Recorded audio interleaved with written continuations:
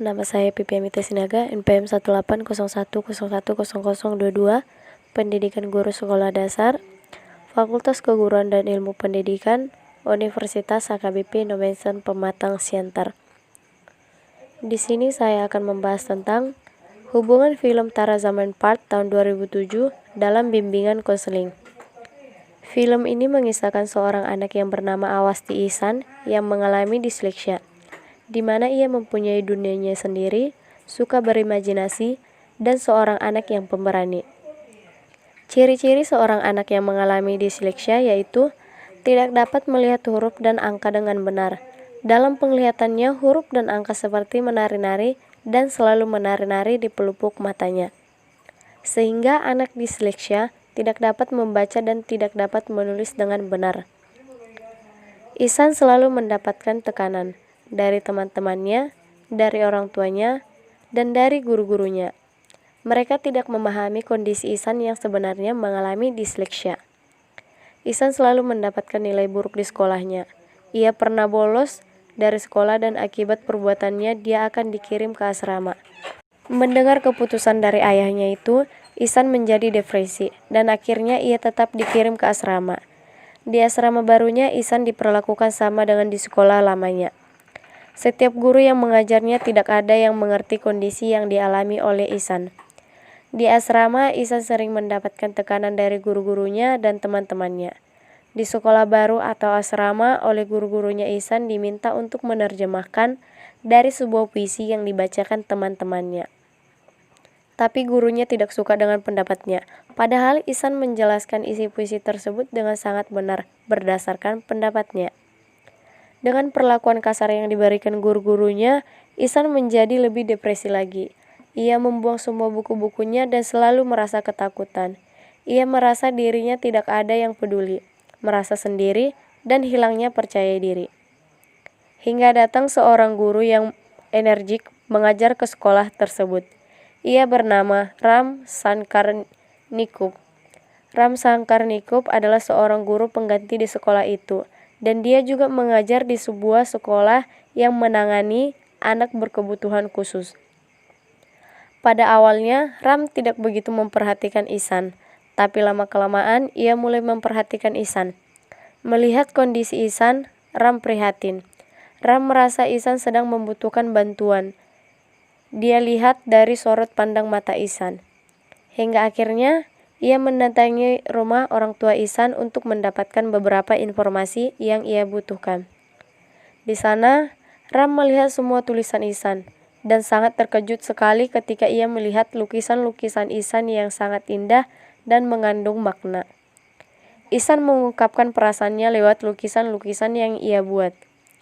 Ram meminta buku-buku Ihsan yang dahulu dikeluarkan dan ia pun mendapati bahwa tulisan Ihsan mempunyai kesalahan yang sama pada setiap bukunya, seperti tertukarnya huruf B dengan D, terbaliknya huruf S dan R, menulis huruf H dan T seperti menulis di balik cermin, dan kesalahan-kesalahan dalam menulis ejaan bila didikte. Ram berpendapat bahwa Ihsan mengalami kesulitan dalam mengenali huruf. Menurut Ram, Ihsan tidak dapat membaca tulisan dan tidak dapat mengenali karakter dari setiap tulisan, jadi dia tidak mengerti apa artinya.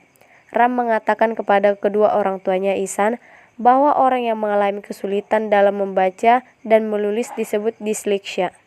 Bila anak mengalami disleksia, maka rasa percaya diri anak tersebut akan hilang, sering melakukan pemberontakan.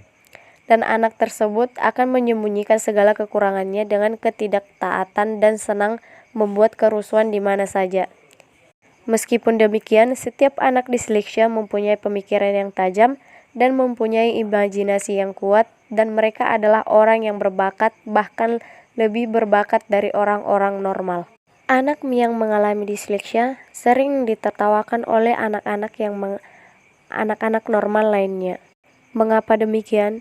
Karena anak-anak disleksia umumnya suka memikirkan atau melamuni hal-hal yang tidak masuk akal.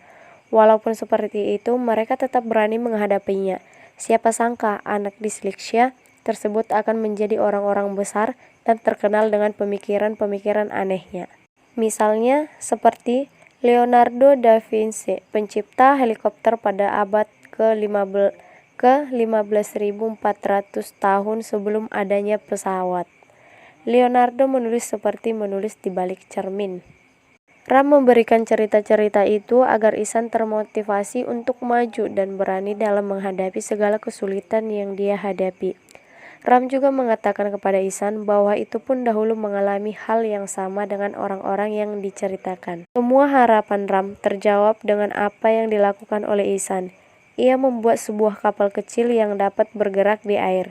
Semua itu karena Ihsan memang memiliki daya imajinasi yang kuat. Menurut Ram, Ihsan adalah siswa yang memiliki kecerdasan di atas rata-rata. Hanya saja dia membutuhkan sedikit bantuan untuk mengembangkan kecerdasan yang ia miliki. Dan setelah itu, Ram mulai mengajarkan Ihsan dengan penuh kesabarannya. Ram mengajarkan Ihsan 2 atau 3 jam dalam 1 minggu. Dengan beberapa bantuan yang diberikan oleh Ram kepada Ihsan, sehingga Ihsan dapat membaca dan menulis dengan benar. Sedangkan untuk pelajaran matematika, Ram memberikan materi seperti Ihsan diminta untuk menaiki atau menuruni tangga sesuai dengan angka yang ada di tangga dan sesuai dengan instruksi yang diberikan oleh Ram. Di situ Ram mengajarkan penjumlahan dan pengurangan. Semua itu dilakukan Ram terhadap Ihsan sehingga Ihsan secara perlahan tapi pasti dapat membaca, menulis dan berhitung. Sebuah penanganan yang menakjubkan dari usaha seorang guru dalam mengajarkan anak didiknya. Ram mengadakan perlombaan melukis dan ia mengajak semua kalangan untuk berpartisipasi pada perlombaan tersebut. Mulai dari semua anak didik, guru-guru dan semua orang. Dan semua orang mengikuti perlombaan tersebut, tak terkecuali Ihsan. Dan di akhir perlombaan, Ihsan dan Ramlah yang menjadi pemenang. Karena lukisan mereka berdualah yang paling bagus. Tapi pemenangnya tetap Ihsan dengan alasan tidak mungkin seorang guru menang dari muridnya. Jadi kesimpulan yang dapat saya berikan dari film tersebut yaitu bahwa gangguan disleksia tidak bersifat permanen karena disleksia dapat disembuhkan dengan memberikan perhatian yang lebih, memberikan kasih sayang, menumbuhkan rasa percaya diri, dan anak diajarkan dengan cara atau metode yang sesuai dengan dibutuhkan anak disleksia. Jadi orang tua yang memiliki kehendak diri sendiri jangan melampiaskan kehendaknya kepada seorang anak untuk melakukan keinginan yang kita inginkan.